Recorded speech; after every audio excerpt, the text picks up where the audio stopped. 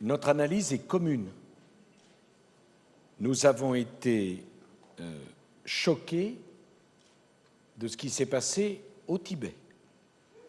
Et nous avons fait valoir notre vive préoccupation, chacun à notre façon, mais sur le fond, c'était la même préoccupation.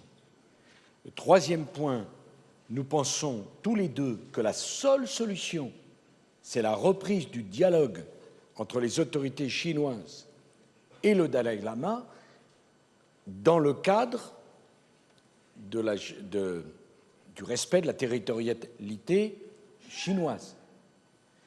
Pour le reste, nous sommes également d'accord avec les problèmes particuliers qui sont les nôtres. Moi, je serai président de l'Union au moment de la cérémonie d'ouverture.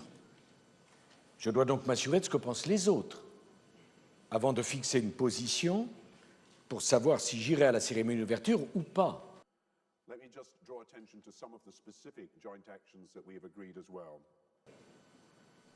Et partant en fonction de l'évolution de la situation au Tibet, je me réserverai de dire si je vais ou non à la cérémonie d'ouverture et s'il y a lieu de prendre d'autres initiatives. Nos amis britanniques ont un autre problème que je comprends parfaitement. C'est qu'ils sont, et passionnés de sport comme je le suis, peut-être ceux qui sont moins passionnés de sport, les prochains organisateurs des Jeux Olympiques.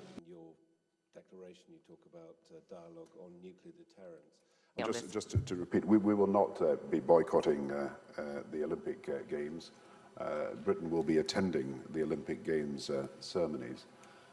And at the same time, the President has said that the Dalai Lama has not called for a boycott of the Olympic Games.